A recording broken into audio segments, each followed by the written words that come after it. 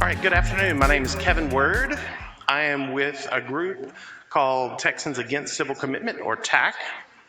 We have not been around very long, but we are going strong and hoping for a clear path to release for those that are committed to civil commitment within Texas. Today I'm going to talk about several things, but I'm going to talk about civil commitment in the United States as a whole.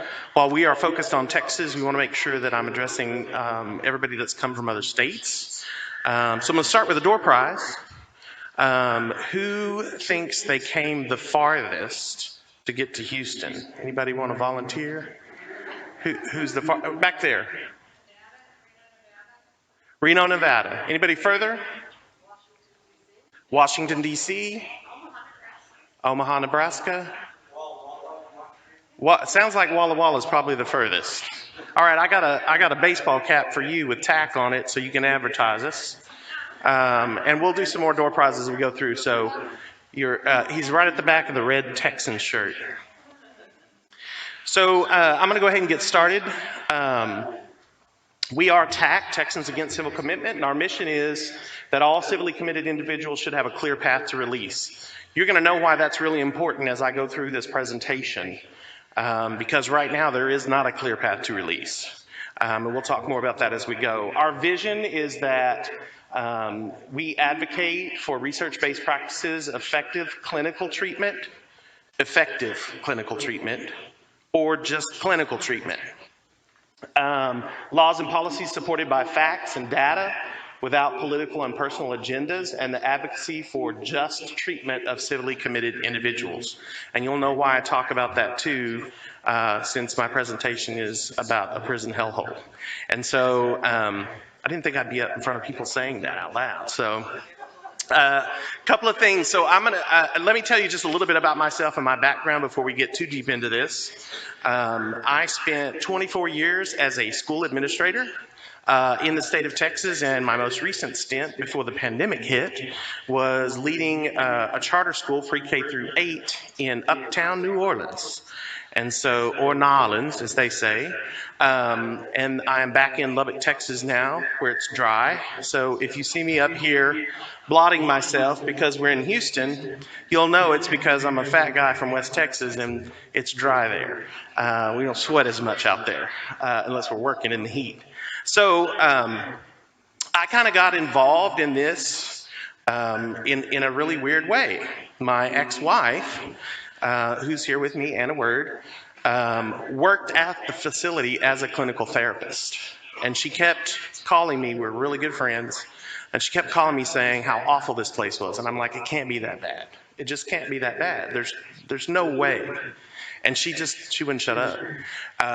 We'll talk more about that later if you want to after the session. But what I'll say is she continued to tell me about what she felt were injustices, lack of treatment, lack of proper care, all these things. And so I started doing a little research because that's my thing. I like to, if I don't know about it, I'm going to learn about it. It's probably why I was in education for so long. So I started reading about it, and then it started to become very clear that this is probably what's really going on. So that's how I'm involved. I've always been someone that fights for the underdog. I always worked in schools with low SES populations, that came from really tough homes, high poverty, high minority, and so I'm always advocating for those that don't have it the best that they can. And these guys don't. And I don't care where they're at in the U.S., they don't. They're not being treated properly. We do have some beliefs, and these align with NARSOL. If you get on the NARSOL website, we believe no sexual abuse or sexually related crime is ever acceptable. I hate that I even have to say that, but if we don't, people think that's what we're supporting, and that is not the case. We believe more steps should be taken to create and initiate a treatment program with a clearly defined path for release and reintegration into society. We want these guys back out getting a second chance. Everybody deserves that. We believe sex offense laws and policies should be based on sound research, clinical diagnoses recognized in the DSM-5, recidivism rates, and common sense, not panic or paranoia. which is a lot of the reason these laws are in place.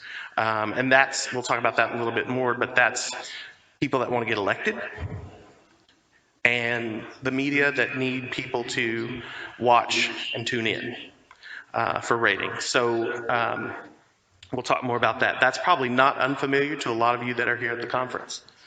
We believe current laws and policies that compare all individuals that have sexually offended the same are counterproductive and cause needless harm. Every individual should be treated just as that, an individual. We believe each offense must be judged on its own merits and with consequences that fit the crime and do not waste taxpayer dollars.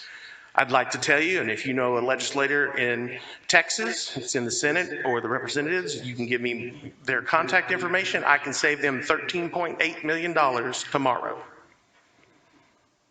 I'll say that again, $13.8 million tomorrow. We believe each offense must be judged. I'm sorry, I'm getting all distracted now because I'm talking about money. We believe the current civil commitment program negates that all current residents have served full sentences handed down by a judge and jury. These guys have already served their sentences. And now someone comes in and says, oh, wait, we got something else we want you to do. You're not going home. Well, when am I going home? I don't know. So how do I get there? I don't know. What do I have to do? I don't know. And they'll say that it's a certain program, tiered program. We'll talk about that later, particularly in Texas, but in some of the other states too. Some of the worst, California, Florida, Minnesota, and we believe Texas too. We believe the millions of dollars spent annually on the current shadow prisons would be better used for prevention, healing, and rehabilitation. $13.8 million for that, if anybody wonders. So what is civil commitment? Some states have used civil commitment proceedings to remove habitual sex offenders. And now, let me tell you something. That language is in what I'm copying. That is not the language that we use. I'll get to that later. From society for extended, sometimes indefinite periods of time. Civil commitment for sex offenders can happen after they've already served the sentence for the crime and without having violated any other laws. So nothing else has happened. I've served my time, and they go, oh, wait, we have this great thing where we can rehabilitate you and treat you. So instead of punishment for past crimes, this form of involuntary confinement is based on the risk that an individual may commit crimes in the future. Now, I don't know if it's a crystal ball or a magic 8 ball that they use for this, but there's no way to determine what I might do when I walk out of this room. It's not possible. We're humans. There are things that happen to us individually that are different, and there are circumstances that come to us that are different. There is no way to predict. Are there ways to say, here's a history of things that have happened, so we think that may be what happens? Absolutely, we can do that. But if a judge and jury has handed down a sentence, they have served that sentence, we believe in second chances. We believe they should have an opportunity to redeem themselves and be members of society and be productive and save Texas $13.8 million. You might hear me say that a few more times, so if it gets old, I'm sorry. Well, there you go. Good point.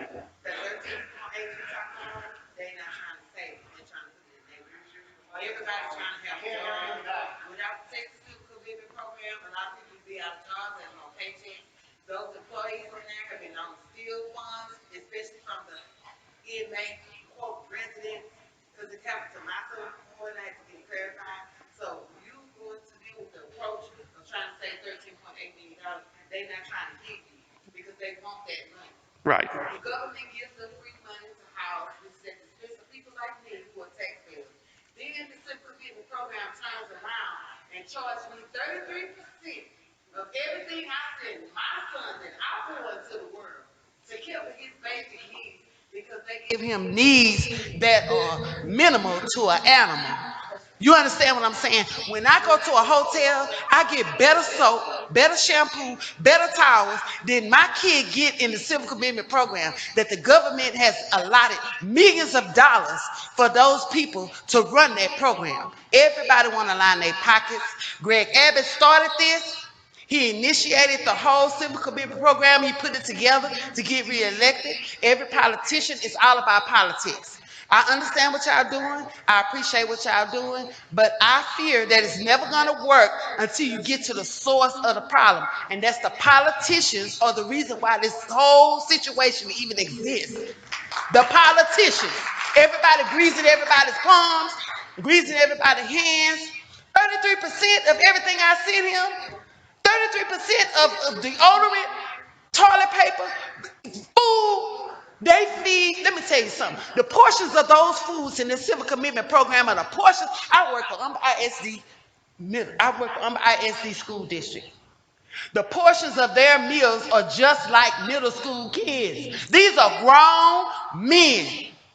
They expect them to survive on that. They give them their due. You ever heard of a their due person? That'll do just enough that'll do? That's what they are. And they pocketing all the rest of the money. I'm angry. I shouldn't have to pay them they're talking about rent. You getting rent. The government allotted you millions of dollars for you to run that organization, run your payroll, do all the stuff that you're supposed to be doing for these inmates. It's only 1% better than the jail, the county jail. Another thing, I come here to talk. Another thing, my son, and all those guys in there. If your kids didn't get Social Security before they got in there, you can hang it up. Because I'm gonna tell you something. They want to talk about resident. When I talk to the case manager, I tell her, not no resident. He's in jail. He's not a resident. You can't make me say resident. You can't tell me that you're gonna take me off the list, take my number out where he can't contact me and all that, because I don't agree with the way y'all want to. You might can do that to him, but I'm not in prison. You're not gonna tell me what I have to say and what I have to do in order for me to have access to my firstborn son. I'm sorry. Thank you.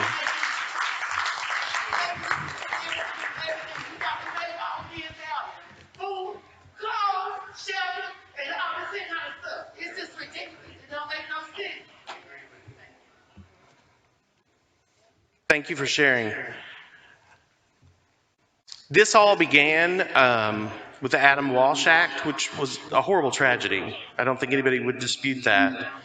But actually, some of these laws came about in the 1940s, sexual psychopath laws, where they would lock people up based upon things that would happen and go on. So the federal government has used the civil commitment starting in 2006 with the Adam Walsh Act. And so they have a hearing, they have a due process. I would say it's more of a process than due process. And so these hearings can involve psychiatric and psychological evaluations. So they're usually three-pronged. So they will see that the person has committed or been convicted of 2 or more sexual offenses, that the offenses are violent or they have a history of violence. So they may have sexual offenses and violence that are not tied together. But if they have a history of violence and they have 2 or more convictions based on sexual offenses, they will use that as well. We also have a member whose son was a juvenile when they were convicted, but they'd been held over as an adult because of some issues and problems they had in the juvenile justice system, and they used that to keep him as an adult, and now he is confined in Littlefield as an adult for something that should have aged out at 18. They use the violence and anything they can get. The laws are written, and I'll keep going on because, so here are the statutes. I'll get to that. So that's a good point. The question was, how can they do that? And I'll get to that. If I don't circle back, wave your hand at me, okay? But civil commitment is legal in 20 states. There are statutes in 20 states that have civil commitment, and the District of Columbia and the federal government. So what typically happens is, as someone nears the end of their sentence in the judicial system, the penal system, they will come in and then start evaluating if they think the person is identified as either sexually violent predator or sexually dangerous person. So you'll hear SVP and SDP to define, but these are the actual codes that each state used to enact civil commitment. The Federal Bureau of Prisons does have it as well because it is a federal statute. So they can civilly commit people as well. And this will be in the PowerPoint. We'll share this. I'm sure it's going to be shared for everybody that attends, so you'll be able to look up your particular state. For those states that don't have it, let me be clear. That doesn't mean you won't. If a legislator or somebody thinks they can get elected by standing on a platform of we're going to protect the children, and they use this, your state may adopt it. Because there is the Adam Walsh Act sets the federal stage for them to enact it at the state level. So let's talk about this. They talk about this as preventive detention. Their magic 8-ball said, hey, this guy's going to be dangerous. They're going to do it again. We got to lock him up and protect everybody, because that's exactly what they're going to do. They're not going to stop.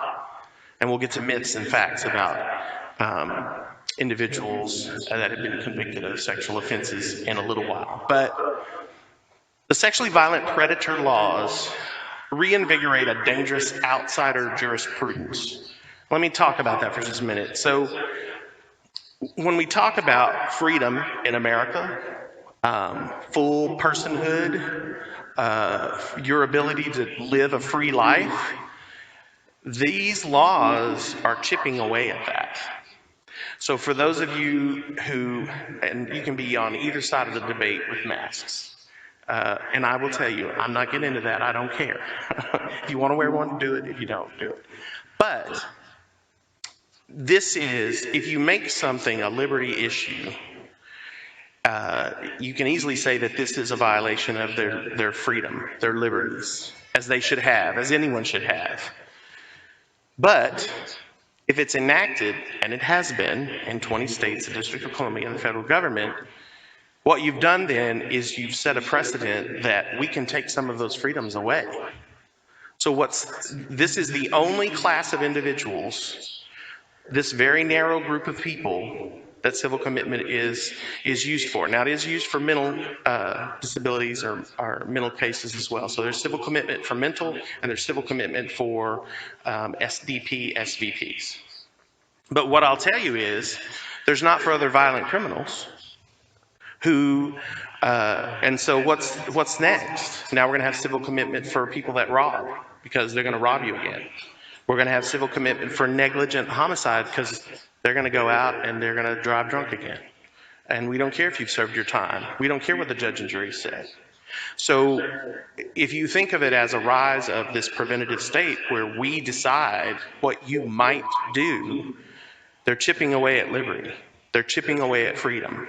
When the system is designed, supposed to be designed, to say you committed a crime, you were sentenced, you served your time, now you've done your time, you get out, you're free. That's not what the rise of the preventive state would be doing. And this idea of preventive detention to keep and protect people is an illusion. It's just a mask. And that's what they do. They distort sexual violence policy. They legitimize the idea that sexual offenses are are done by deranged people that are, one article talks about the names that people call, and you know this, that it is something that will hit you in the gut when you talk about sexual violence. Absolutely. And it hits us too. But the idea is that this group is not redeemable. And so it distorts that idea to the extreme when you're talking about this preventive state. In practice, they're governed by the rule of law, but really they're not. They're highly discretionary. And I'll talk about this and I'll look at each state. We'll go through it quickly because there's too many to go through and read. But the laws in these states are written very broadly for a reason. Because then when I cast that net, I can catch all the little fishies that I want. So it is not a check mark. They'll say it is, but it's still the magic 8 ball at the end. Will this person commit another crime? And you just, probably so. And that's the case. There's too much discretion in these laws. It is not narrow enough, and it's not rehabilitative. We'll get to that in a minute too. But they shift the focus of social control from guilt to risk. You know, it should be, if you're found guilty, you go to jail. You serve your time. You go through the penal system like anybody else would. And yesterday I heard someone say, they talked about, they don't call it the criminal justice system. Because there's no justice. It's not about that. And so you have to be careful that, you know, we're getting into limiting constitutional rights by locking people up for what they might do. So when we talk about why we might care, perhaps some of us are reassured that the pre-crime incarceration ordered by SVP laws is okay because the laws will only incarcerate sex offenders and only the worst of the worst. But there's nothing in legal theory upholding SVP law that guarantees those limits. This Justin Allen Page from the Minnesota Supreme Court, where we have a horrible facility, said today the target is people who are sexually dangerous. Which class of people who are different from us and who we do not like will it be tomorrow? It's the rise of a preventive state. In the end, it is the replicability of the outsider jurisprudence, the new legitimacy it receives, and the expandability of risk that constitutes the enduring danger SVP laws.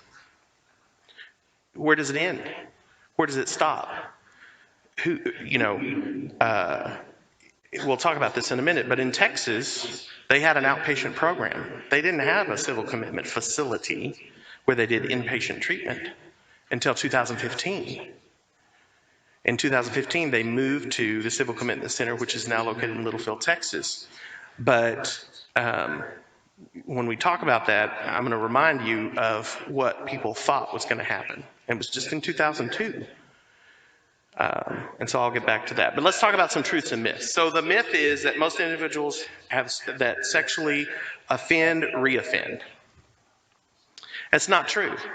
Reconviction data, now we have decades of it, suggests that this is not the case. Furthermore, reoffense rates vary among different types of individuals that have sexually offended and are related to specific characteristics of the individual that offended and the offense. So it's not true.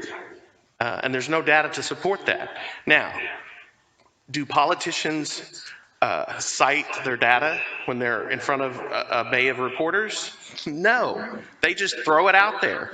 Or they put it on Twitter and everybody believes it. It's on Facebook, it's gotta be true.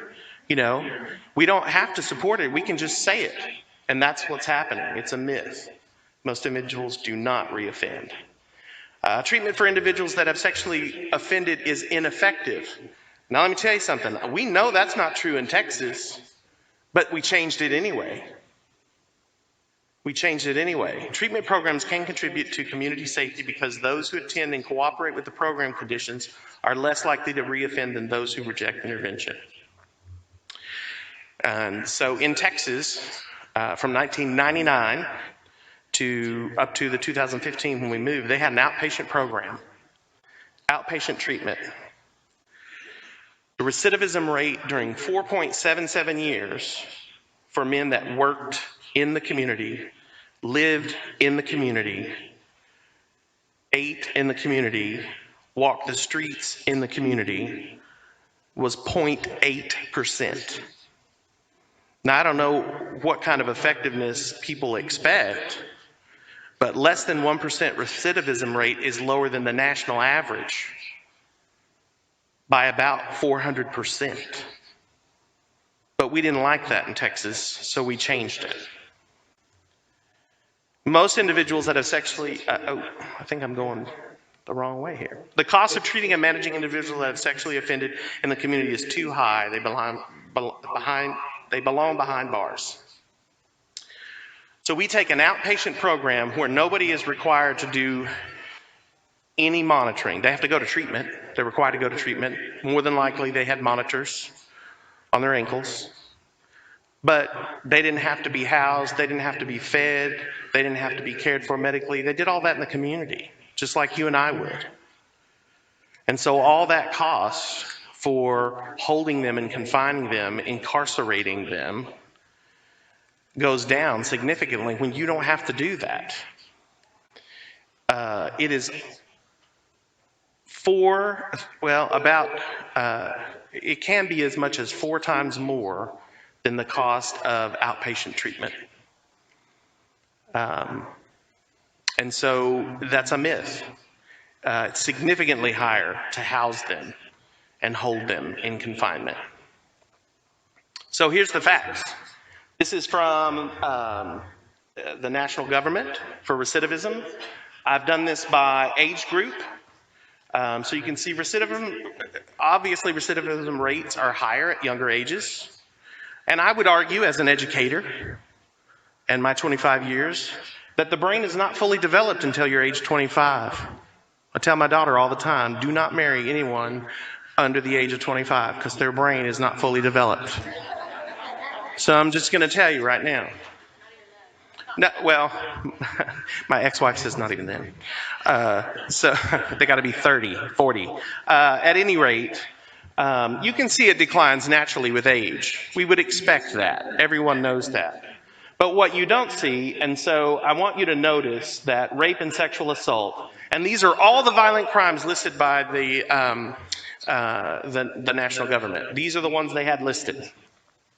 And so rape and sexual assault is the gray bar. It's the third one in on each of those columns.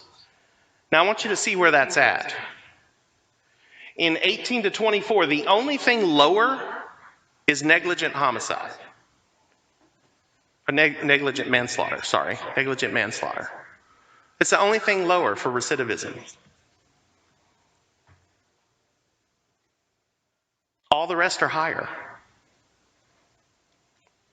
So it's a myth that recidivism for sexual offenders is higher than all other crimes. It's not true. And so I'll get questions at the end. So just hang on, I promise.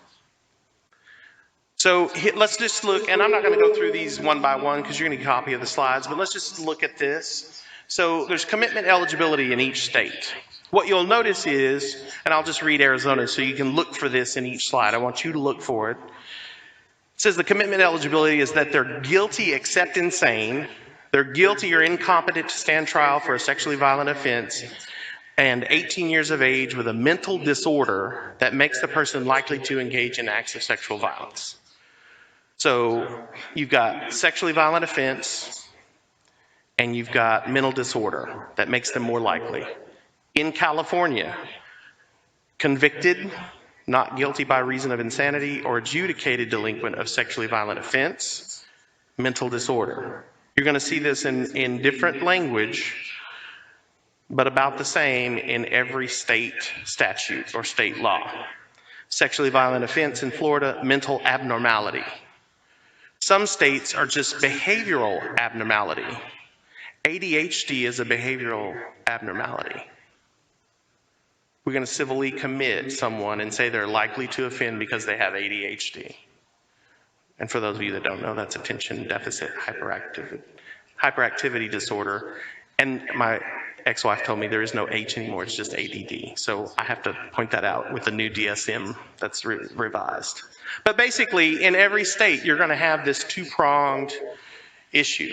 You're going to go through this in every state, and they're going to say convicted, sexual offense, mental disorder, mental defect. In some states it says, and that's going to be the criteria, along with typically a psychological evaluation that confirms that. And then they'll have a hearing or a court proceeding or a trial in front of a judge, and that's their due process. Or what they will say is due process. There's Kansas, Massachusetts, and Minnesota. You can look again.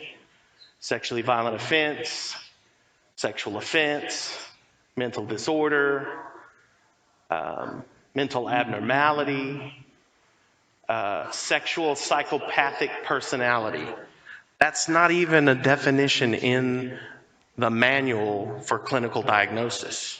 It doesn't exist.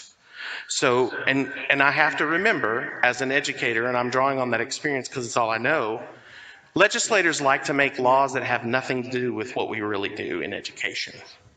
And so they come up with language and things that have nothing to do with what the reality is. We're using terms that are not even in the clinical manuals that therapists, psychologists, or psychiatrists would use to identify people with disorders. That's another key thing. Why do they do that? Wide net. Catch all the little fishies. That's the idea. The looser we write this, the wider we write this, the more we'll catch if that's what we want. And we need to remember that.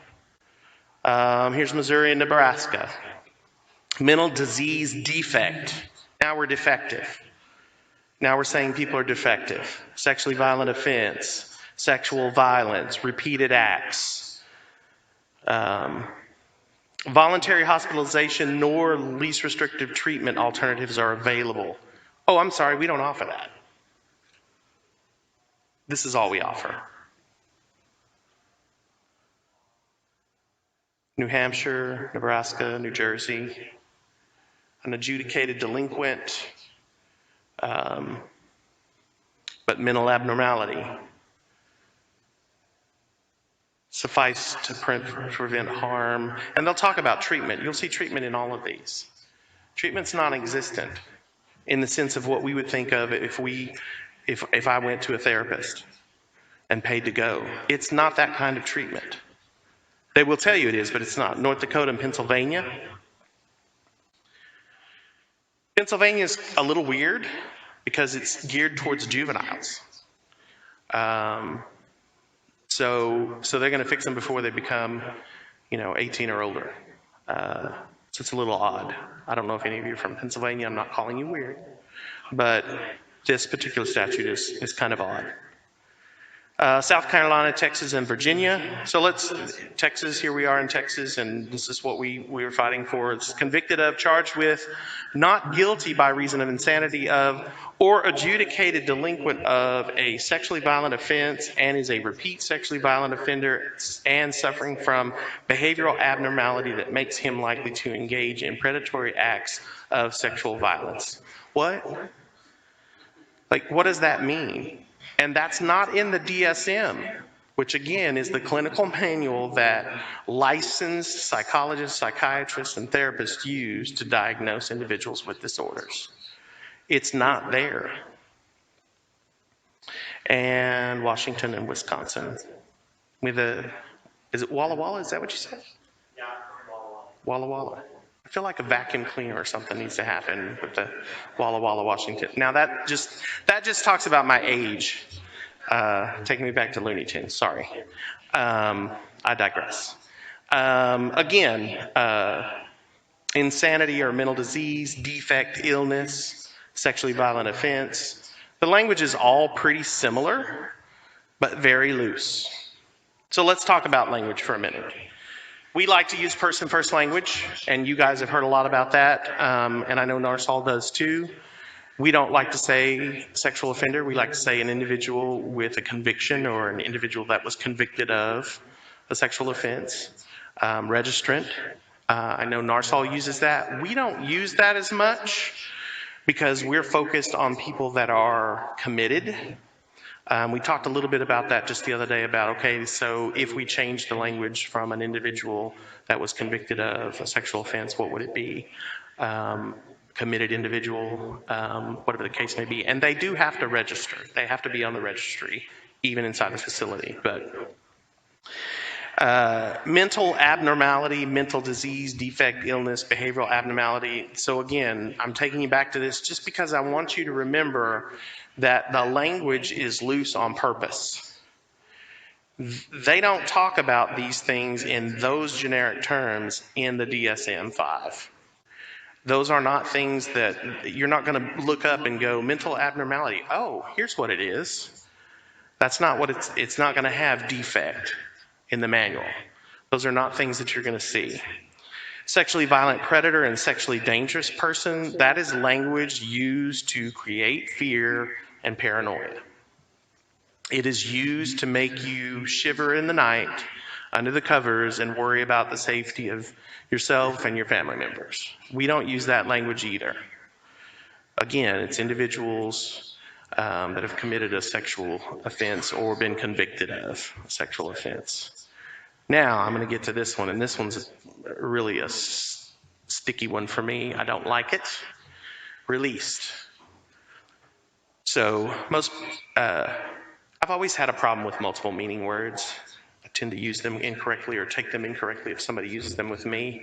It's my own personal issue. I'm probably telling you too much. We'll talk later if you want to. But in Texas, let me tell you what happened. So these men were released. They were in the community. They were going to treatment. They were working. They were doing everything they could with a 0.8% recidivism rate over 4.77 years. And a senator, to go unnamed, Senator Whitmire, in Texas, they got in trouble. Let me tell you why. Because from 1999 up to the 2015, guess how many people they let out of civil commitment in Texas? 0. Goose egg. Yeah, goose egg. That have completed the program. Now, there are some men that have gotten out of the program because of litigation. There are some men that have gotten out because they died. There are people that have gotten out of it, but to actually have been meeting the program requirements for what they would say would be release from civil commitment, 0. So Senator Whitmire comes in and says, no one's been released. Dude, they're out. They're in the public. That's released.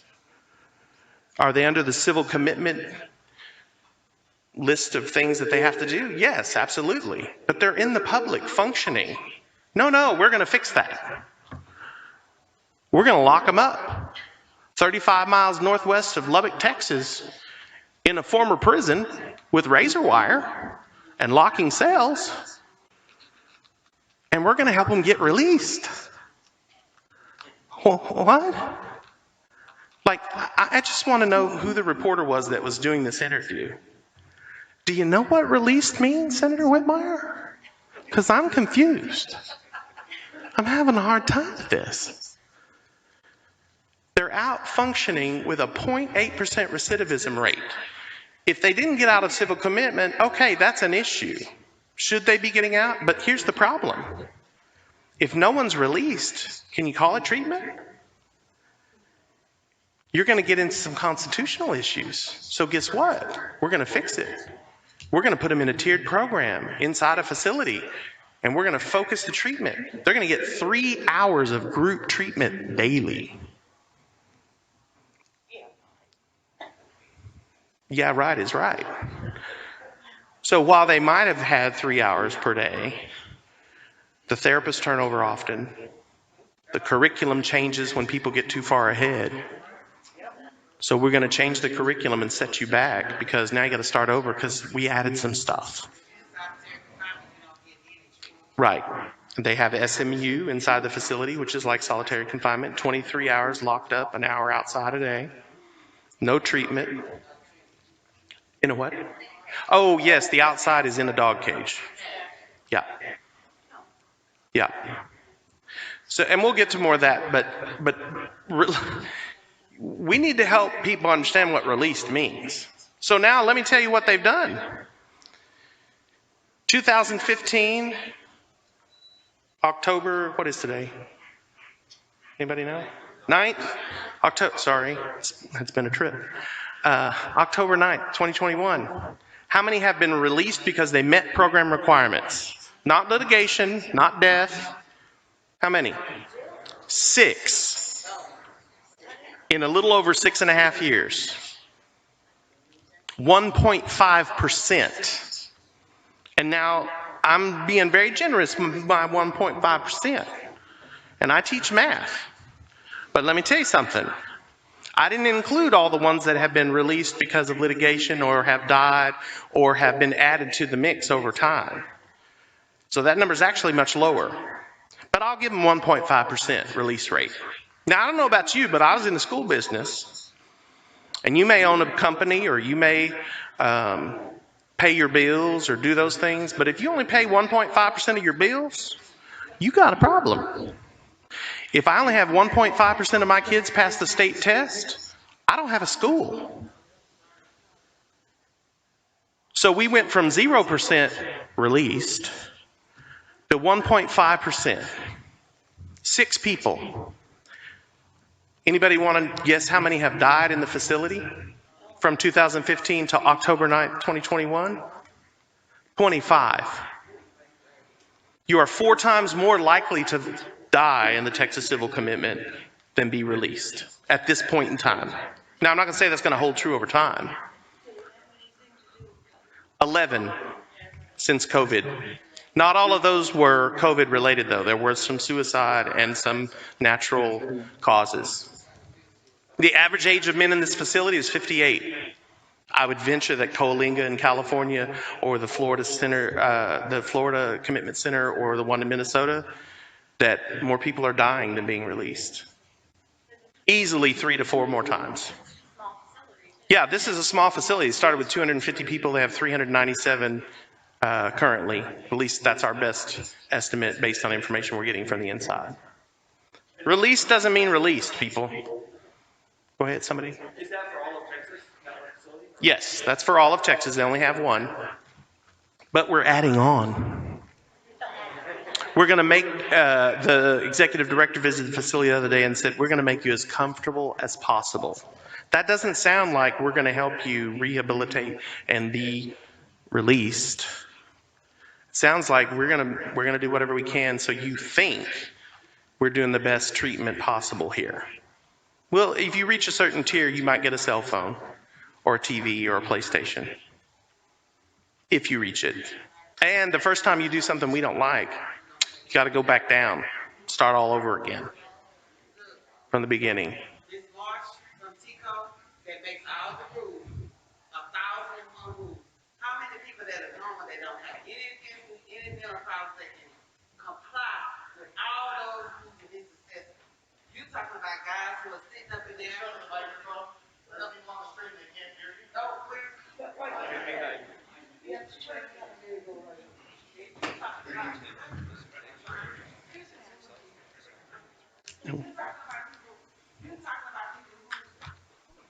You're talking about a lot of people, guys in there who have mental disabilities, have they've been getting Social Security checks and mental disabilities all their life. They have a mind function. Okay, then you want to take them into treatment, but you can't supply the adequate treatment for them. You have a high turnover rate of therapists. My son been in there, he had about 6 therapists. 6, 7 therapists in the 4 years he been in there. Every time a new therapist come in, he never starts where he left off of with the old therapist. They push him back, push him back, push him back. You know, it's ridiculous. Then they turn around and they don't give him therapy. They don't give him therapy or nothing while they're in solitary confinement. It's a lot of things going on in that place that's ridiculous. Right. Jessica Marsh from TICO, she makes the rules. And when I called her, my son was in the situation, as is many of you loved ones would be in those situations as well. When I called her and questioned her on her own rules that she wrote, you understand what I'm saying? She turned around and flipped it back on me like it was at her discretion. Right. Perfect example. My son had a letter from the judge and the court stating that no pending charges was going to be pressed against him for an incident that occurred in him. He'd been in solitary confinement for 4 months. When I called her, I went through hell and high water to try to get that letter to their attention, which I know they already had it. And then once I got it to their attention, I talked to Jessica Marsh, the one who makes the civil commitment rules from TICO, y'all. Take that down because that's who you need to be calling. And she tells me, well, it's still pending charges. Now, this is the thing. You have those guys in there confined. They can't go out. They can't research anything. They can't go on the computer. All they can do is believe what y'all tell them, the people in the civil commitment program. So if you telling me, like you telling him that the charges are still pending, he has no way of knowing the charges are still pending. So you keeping him in there for an extended amount of time, not just him, other guys in there too. 4 months, 6 months, 8 months in solitary confinement. When your rules that you wrote, Miss Jessica March, it's supposed to be 30 days. Right. Of a pending thing. So it's Right. a lot of stuff. Right. Thank you for sharing. So the other thing in the DSM that they use for diagnosis, and a lot of this happens in Texas, I'm sure it does in the other states, there is a diagnosis within the DSM that ends with NOS. For those of you that are not familiar with that, it means not otherwise specified. So what happens is when it doesn't meet the criteria of a disorder, so they go through, say, paraphilia, sexual paraphilia. No, not that one. Not that one. They don't meet any of the criteria. They go, well, you know what? It's not otherwise specified, but they have it. Again, all the fishies in the net, wide berth. Not otherwise specified in the DSM. And that's most of the men in there, NOS. Because they don't meet the criteria. So here's some hard truths about civil commitment for SVP and SDP, as people would say. Number one, it's indefinite. There is no time limit. There is no, hey, this is an 18-month program and then we're going to put you out and let you try it. If you violate, you come back. No, there are no time limits. There are no program guidelines. From state to state, federal government, DC, it's indefinite. We can hold you as long as we want. And it's been upheld by the Supreme Court, Kansas versus Hendricks. If you want to look up the case, they have upheld it, saying it is constitutional. We need to find out why it is, because it boggles the mind. There's no clear path to release. So when you say, well, how do I work the program? We just do it. Okay, so what do I have to do to get to this tier? We'll let you know. How do I move to the next tier? You'll get there. What happens when I move to this tier? We'll tell you when you get there. There's no clear definition or path to meet the program guidelines and be released. This isn't exclusive to Texas, folks. This is all the way through. They do have a tiered system in Texas. Senator Whitmire is very proud of it. It's a 5-tier system. You go through 4 tiers. When you hit the 5th, you're reintegrated in society. But if we don't like what you did yesterday, you start back at 1. Or 2 or 3 or whatever particular individual has enough power to decide which tier. The other thing is, in Texas, and this is the case I know in other states, it's initiated by a state law or statute, but it's run by a private for-profit company. So while we manage it, the Texas Civil Commitment Office, TICO, as they call it, manages it, we decide if you're released or not. So we have the case managers and the review board who determine whether you move through the tiers or not. Let me tell you something. Case managers are not therapists. They can be a high school diploma. And they're the ones going to the review board saying whether a person has met treatment qualifications, not the therapist. So they're employed by TICO because the private company is not going to decide release. You can have a therapist, you can have the guards, you can have the kitchen staff. You can manage all that because we don't want to deal with that. Make a profit off of that. But when it comes to release, we're in charge. And it's case managers and the review board. The treatment is inconsistent. Could it be quality treatment? I think my ex-wife would say it could be. If it's done consistently, if therapists aren't in and out the door. And the men will tell you, the minute they find out a therapist cares about them and really wants them to do well, I'm sorry, you don't fit here. We're not going to see eye to eye. It's time to go at will. So the turnover rate is very high. Men may have 4 to 5 therapists a year.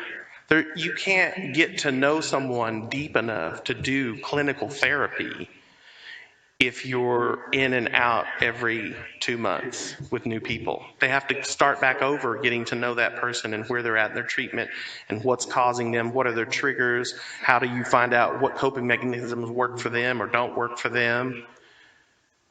And then curriculum changes. The curriculum has been changed many times. We have heard that they've hired a new behavioral specialist, not a psychologist, not a psychiatrist, not a clinical therapist, a behavioral person. I mean, I could do that. I handle behavior with middle school kids. Surely I can write it and determine whether people should be released and what the curriculum should be for clinical therapy. It just doesn't none of this makes sense. And when you dig into it, and like I said, I don't have a dog in the fight. I don't have a relative there. I don't have family that has family there. I don't have a dog in the fight. But this is unjust. This is wrong. It's just flat out wrong. Confinement. So they will say, the actual facility that they have is a juvenile facility. It was built for teenagers. We've grown ass men, as some people might say, in this facility that was built for teenagers. The space is limited. The bunks and all the other things were made for smaller people, not grown men. They say it's a treatment facility, but it's behind a crash gate and razor wire, and the men can't leave their pod because they're locked in.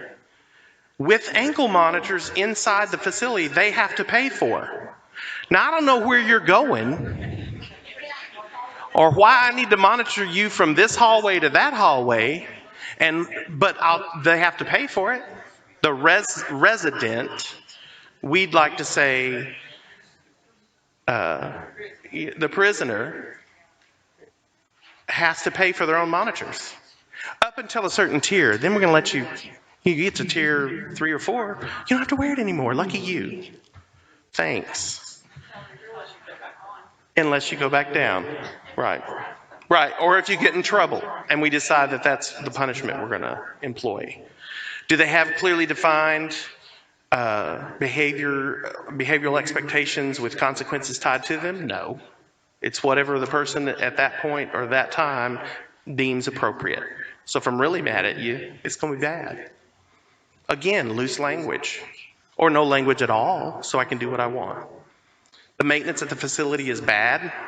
And this is in every facility, we know. Some much worse than others. But we know for sure that men get scalding hot water in the showers that are tied to the kitchen because the kitchen has to have the water at a certain temperature to meet code. But they'll turn it down for the men occasionally, but then we know that the kitchen water is not hot enough to be sterilizing and sanitizing the stuff that they're eating off of. They shut the electricity and the air off for days at a time for a minor repair or hours at a time because they don't hire outside people. They do their own maintenance, and if they do have to hire outside, then they just wait. It's okay. I mean, we know it's hot in here because the air's not working, but we're waiting. So the maintenance is a problem in the facility. And now medical care is pretty much non-existent. They were contracting with Texas Health Science Centers. They backed out. They said, no, thank you. No, thanks. This is not what we signed up to do. So there's not a doctor on site. There's not nurses on site. Right. And so medication is a problem. They don't offer over-the-counter medication. They have to buy their own. You can't get a Tylenol or a Dayquil or anything in there. It has to be sent in. And if it's sent in, they have to pay a 33% tax. Although that has changed recently, and we'll talk about that too. But prescription medications, sometimes they go weeks without getting their prescriptions filled. And some of these guys are medically fragile, blind, walkers, highly medicated. There was the seizure disorder, all sorts of medical problems. They're not healthy men, but then the medical care is pretty much non-existent. So let's talk a little bit more about, we've already talked about this being a juvenile detention center. It is privately owned and operated now. So prior to this happening, the TDCJ, the Texas Department of Criminal Justice in Texas, owned the facility, and the city owned part of it too. There was some ownership both within the city of Littlefield, Texas, and the state built the facility and owned the facility. So it was kind of a combination, but it was basically owned by the state or the county. The private for-profit company bought it. So now they own the site, and they'll be managing all of that. And so whatever, power TCO had or the state had as far as managing the upkeep and maintenance and doing what they were supposed to with the facility has now been turned over to this private for-profit company. Now, I don't know about you, but I've worked in some places where we're going to make some money and we're going to let some things go because the penny, the almighty dollar, So we're not going to get that fixed right now. Or it's, what we like to say in one of the places I worked is, when is that going to be done? 2.7 years. That was just a running joke that it's not going to be anytime soon. It's going to be quite a while before it happens. And then again, I just want to comment on this again. The Texas Civil Commitment Office is the state agency that has oversight for the program, the Texas Civil Commitment Center, and they employ the case managers who write the reports and decide whether men move from one tier to the other. And they are the ones that have the review team that determines whether a man moves up to another tier or exits the program at some point. So they still want control of that. But everything else, the for-profit company can do. So what can you do? You're here. You're from all over the nation. What can you do? Well, you can educate others, especially if your state has civil commitment. You dang sure want to make sure that people are educated and know what's going on in your own state. Because, and this is what I'll tell you, wide net. So while it may not be an issue now, it may be that we decide that the net needs to be a little wider. Because here's what happened with those. There were 250 men that went to the confinement in Littlefield, and they were out. They thought they were going to stay out in the public. They thought they were done being locked up and confined. And then the state changed the rules on them and said, no, you're not. Civil commitment can lock you up if they decide they want to, if you meet those criteria. Even if you're out on the registry and they go, oh, you know what? We just had 4 people die and we pushed you up the list. So come on back. They have that kind of reach. They have that kind of reach. And people need to understand that this isn't something that has gone away. It has grown over time. You can contact your legislators. If you will email mttcc@gmail.com and let us know that you attended the conference, we will send you a form letter that you can send to your legislator or an email script that will let you know kind of what you can say. Hey, I'm just a concerned citizen calling, this is a problem in my state.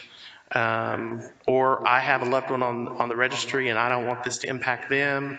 What are you doing to make sure that, this is being reformed? And, whatever the case may be, we will create form letters, and we have those. We'll send those to you, and even phone scripts. Now, because 9 times out of 10, you're not going to talk to the legislator, you're going to talk to an aide. You can visit our website for resources. Now, I am not a web designer.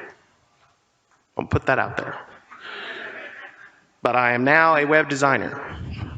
So for the last couple of years, we have done all the research we can. We've uploaded articles from all over the U.S., even outside the U.S. And I will tell you, in the European nations, this is seen as a humanitarian problem, that this is a violation of human rights, and that it goes against that completely. There's a large international group that has condemned it as a practice. So I will just say that we have tons of resources on there. We have people that you can contact within the state and do those kinds of things.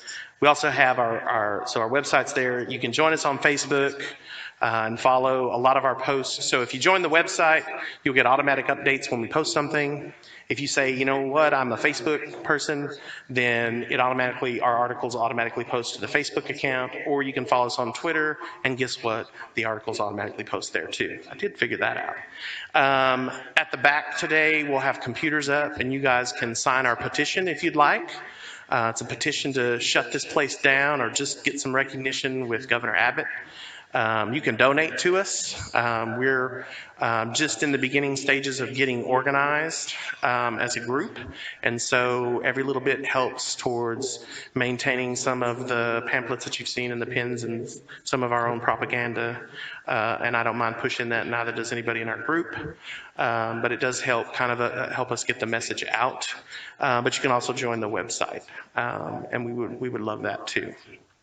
So we have just a little bit of time left, about 10 minutes. The computer's at the back, so if you're ready to go and kind of make your way out, you can do that. But I'm going to take some questions.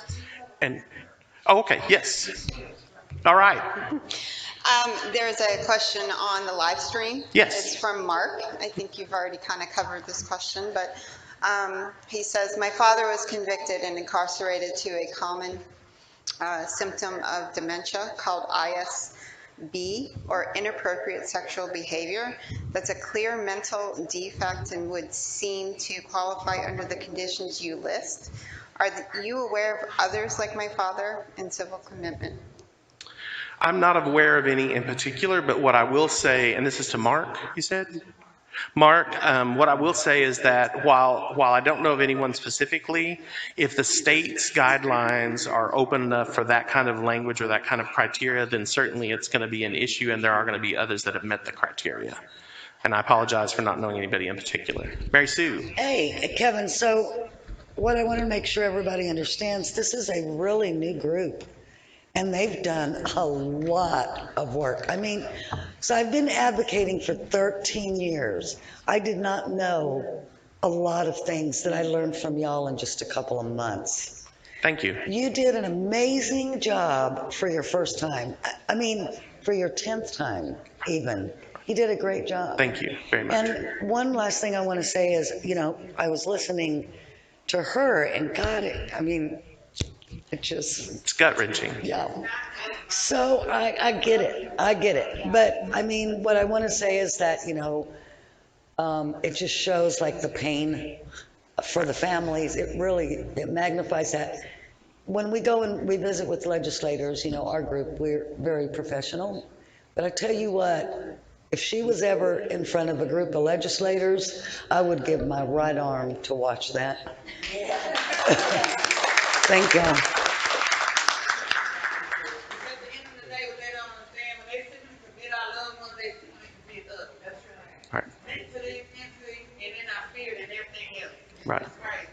You had a question here? Yes, sir. You gave us websites and Twitter, et cetera. If someone is still a guest to the government at this time and wants to write you, is there a physical address that you can give us so a person who is still a guest can reach out to you? Right. Yes, I can.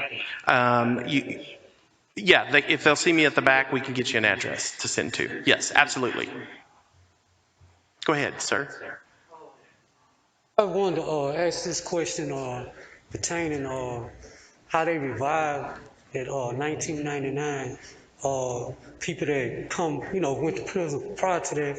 How did they use it to, because I fell up under that law as well. I was still committed for 2 years, and I'm one of the ones that gave it back by legal process. Mm-hmm. I've been out 7 years now, and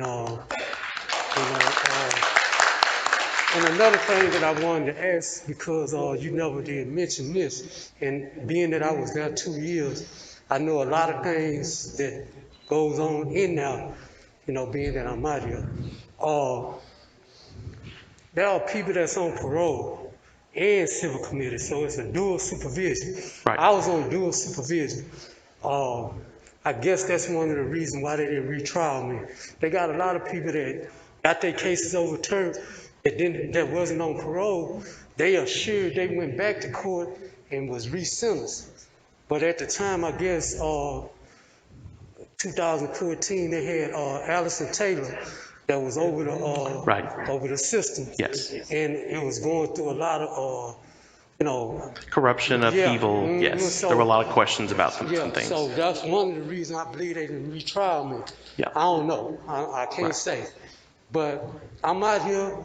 I've been out here 7 years. I want, you didn't mention about the people that's on dual supervision, because I feel like, that shouldn't be, you're on dual supervision, you're on parole and you're on civil commitment. Right. So, and I'll just add to that, and I appreciate you bringing that up, but prior to the Civil Commitment Center in Littlefield, Texas being opened, a violation in the Civil Commitment Program where they were out in the public was a felony.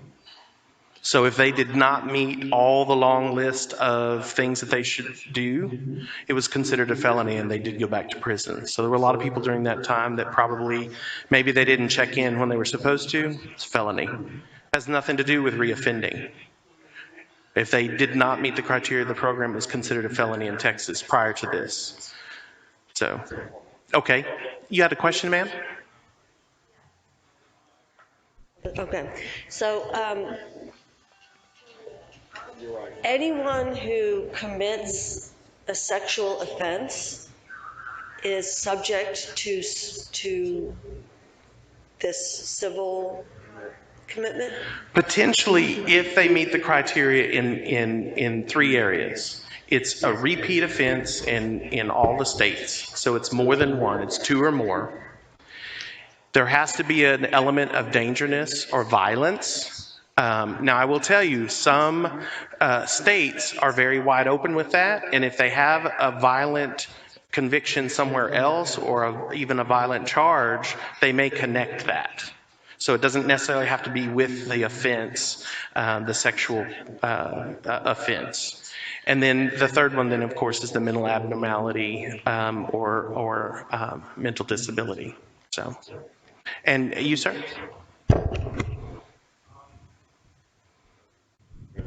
What kind of arguments are used by the court system to get around the First and Fourth Amendment? Well, so that's a great question. And I would encourage you to go and read Kansas versus Hendricks, which is the law that upheld the civil commitment process across the U.S. And it was in Kansas. So I will tell you, in the First and Fourth Amendments, this is upheld, I think, primarily because of under the guise of protecting the community, that these people are dangerous. They're going to do it again because they meet these criteria. We're helping you out. We're helping the community. You don't want somebody to do that to you or your family members or a loved one or someone you know. And so while the First and Fourth Amendment in our minds says this shouldn't be happening, that's not what has happened in any of the judicial proceedings that have challenged it, unfortunately. But I think you're spot on. I mean, how can you? But they do. And, you know, we know that courts lean a certain way. Federal judges lean a certain way. And so, you know, we do know that a case has been not overturned, but pushed back to a lower court in Texas. We're hoping that something comes from that. But we will see. Any other questions, Linnell? I don't really have a question, but I will tell you, before my son was civilly committed, Senator Whitmire was up for re-election. His constituents found out he had 17 halfway houses in his vicinity. They threw a fit. So here it comes. He slid that bill up underneath another bill. Just like all bills that shouldn't be passed, that's how they get them passed.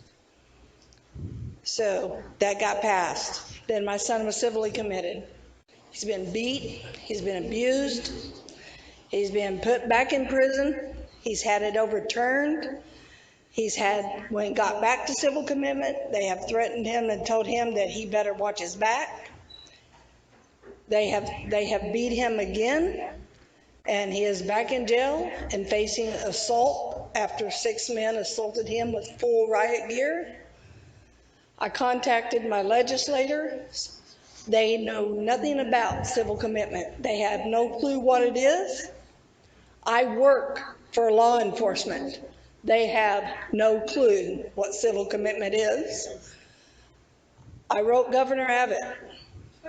I got a letter back yesterday. My husband emailed it to me. They said, we understand what your concern with your son, but this is TICO runs this, and the Health and Human Services. So when I get back, I will send to the governor where he has appointed Marcia McLean and the board to this facility that makes all these rules that they do not comply with their own statutes of 841. If you read them, they do not apply, not with one, not even with one, to one extent. Thank you, Linnell. I think we're out of time. So if you have other questions, I'll hang around. Don't forget at the back, website, petition, all that other stuff. Thanks for coming. I appreciate you all.